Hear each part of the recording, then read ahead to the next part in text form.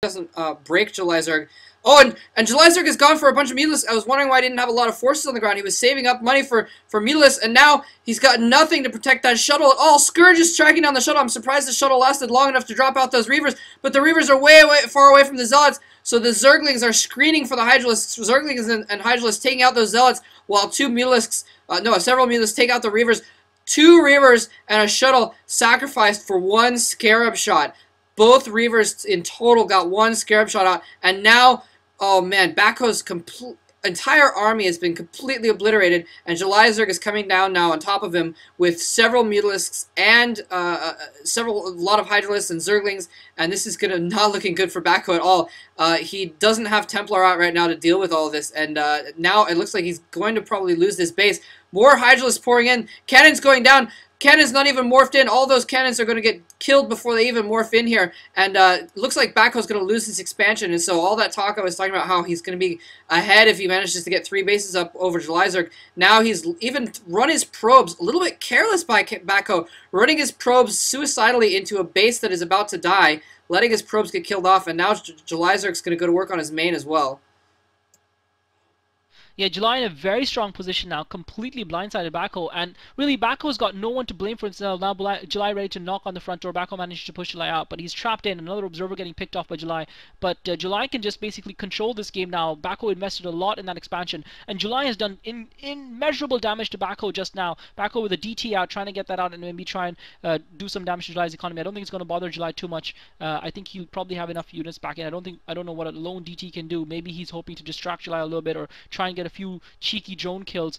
July does have an overlord hovering over all of his overlords over all of his expansions, so he is in a comfortable position to defend them. And really, that was just horrible for BackHo. And that's what happens when you go for this kind of build, because he was on Hwarangdo. He was trying to go for a Reaver drop. He had no defense against July's air support. July saw that Reaver drop coming from a million years ago, and he had more than enough time to get those Mutalisks out. Obviously, I think BackHo wasn't counting on July's adaptability and versatility. Maybe other Zerg players and the Dark Templar are just sneaking into July's base, but that's going to get taken out by the Hydralisk. I don't think most Zerg players would have the common sense or the wherewithal to actually make that switch to Mutalisks and produce a group of Mutalisks and use that to counter BackHo's forces. And BackHo took the risk. He couldn't really afford to get air superiority, and now he's paid the price for it. And July is in control of the map. BackHo with a group of Zealots trying to circumvent the block that July has set up on his choke just south of the bridges, but it's looking dire for BackHo now. You're right. That was actually pretty brilliant of him to go for those Mutalisks, especially considering BackHo already had the 3 Corsairs out, and normally, even with a 1 Stargate build, the Protoss will pump out Corsairs. And looks like BackHo trying to set up another expansion over here.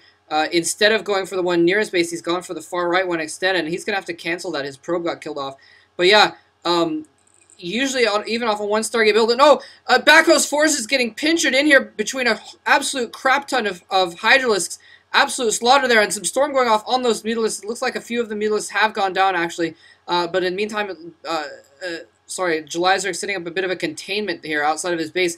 And JulyZerg going in with a couple of Mutalisks. Oh, picking off one of the High Templar, but losing both of his Mutalisks in the process. He's got more Lurkers morphing in here. But in the meantime, BackHo's just going to be able to run right by if he wants. His Zealots are just chilling there next to that Lurker now, and he's given JulyZerg enough time to bring his Hydralisks over here now. And again, he's just morphed his 2 Templars into that Archon, so he doesn't have any Storm right now to deal with this massive Hydralisk. It looks like BackHo's just going to try and run by, using the speed of the Speedlots to go by and just go straight for an attack on JulyZerg's base instead of trying to defend against those Hydralisks, although those Hydralisks would have a hard time crossing that bridge. So I guess that's probably a safe bet here. JulyZerg now putting a 4th base up, though, and BackHo still restrained to 2 bases. So things looking bad for BackHo in the long run. Unless he can take out this base here. He's going to take out a few drones, it looks like, but only 1 drone going down, possibly 2 drones going down before JulyZerg responds to this. So it looks like JulyZerg is not going to lose that base after all, so he has a decisive economic advantage right now. And if BackHo doesn't either destroy some of JulyZerg's bases or make some more of his own, he's going to be in big trouble. Yeah, you got to give a little bit of credit to BackHo with the way he played that. He pulled the Zealots out, split them, and went for the 2 places where he anticipated July might have expansions. He found expansions in one of them, but it was enough to lure July's forces away from his ramp and allowed him to come out of that choke that July had set up and take out those lurkers. But by now, July has got such a massive lead on BackHo that it's going to be really difficult for him to come back in this game. He has got speed upgraded Zealots, and he's got a couple more high temp bars popping up, but July's economy is far superior to his. July doesn't have upgrades on his hard list though, and he's winning by sheer weight of numbers. BackHo does have +1 attack on his Zealot, so that's obviously working in his favor. He's storming excellently. July not really maneuvering out of those storms and getting caught in there, losing all of his hard list in the process. I think he's got a backup group coming from the minimap, and he has, and July's going to just hold him off at the choke. Another storm going off, excellent positioning of that storm by BackHo. So BackHo is using his storms wisely, but unfortunately, he's just completely outnumbered because of July's massive macro and economy advantage that July doesn't even need to bother about moving his hard list out from under the storms. BackHo trying to retake that expansion. His off expansion just south of his base, but unfortunately July's got a massive force coming in again, and I'm not sure if he's going to be able to do that. And July firmly in control in this game with a massive ground force, and it's really only a matter of time before he closes this game out. BackHo trying to stay in it, trying to build up reserves. If he can build up a few Archons, if he can use storms to keep July at bay while he can build up a force of Archons and Zealots, maybe he has a chance. Especially considering the fact that July hasn't upgraded his attack or his Carapace, but right now July seems to be in control. Yeah, definitely, and you can see because he's only got the mineral only expansion, he's only had the 1 gas this whole time. He's had to depend almost entirely on Zealots. So Zealots do okay against Hydralisks, but they're not going to do very well against those several lurkers that were morphing right there. So yeah, BackHo in a bit of trouble here, and now it looks like he's going to try and bring in lurkers behind the Hydralisks to do some extra damage. JulyZerg not moving his Hydralisks at all, getting absolutely stormed to crap. And it looks like BackHo is going to take this battle because of those crucial storms. But no, now those lurkers come in, and they are going to burrow down, not in time to get those Zealots, but in time to drive them away at least. JulyZerg, I have to say, looking a little bit off his game, a little bit sloppy, not moving his Hydralisks at all out of the way of those storms, and he lost a lot of units to only 3 Psy Storms. Normally you would see a player micro their forces away from those storms in a battle like that, but I don't think it's going to matter at this point. He's just got way too many forces, and now he's basically going to set up a wall of lurkers. He's going to effectively cut off BackHo's reinforcements from his own expansion, so he's going to be able to harass BackHo's army with one part of his Hydralisk, and with the other part of his Hydralisk, he's going to be able to take out that expansion. And as soon as BackHo loses this Nexus, that's going to be basically game for him. I mean, he's been behind this whole time, but now there's definitely not going to be a way back. And yeah, so he GG's. He was going to try and snipe off one of July's bases, but realizing it was well defended, he knows that there's no way he can come back. So JulyZerg takes game 1 of this set.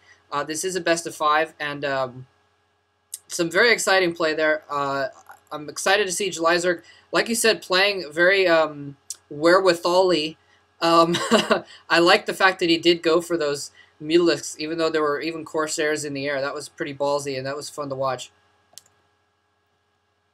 Yeah, there were a couple of moments of genius from July in that game, getting the scout in early with the drone, getting the Mutalisks out, and just his decision making just seems to be really spot on.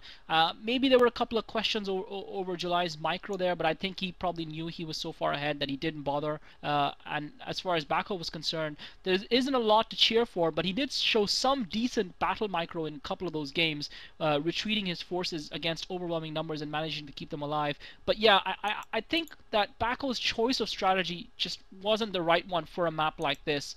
I just don't think it was ever going to work on a map like this. Corsair Reaver, and really by the time he got going, July was well prepared and was able to mop the floor with him. So I think Protoss players will learn from that, and maybe Hwarangdo isn't as Protoss friendly a map as we thought it was, but GG.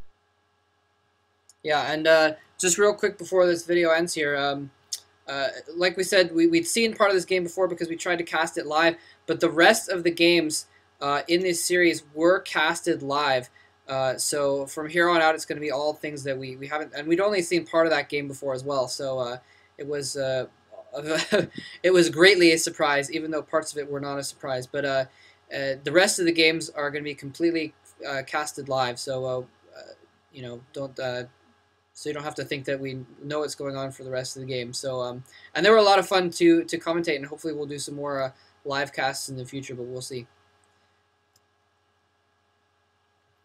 In any case, all right. I hope you guys enjoyed that video. And again, dual commentary by Moletrap and Clazart. We hope you enjoyed it. Thank you for listening.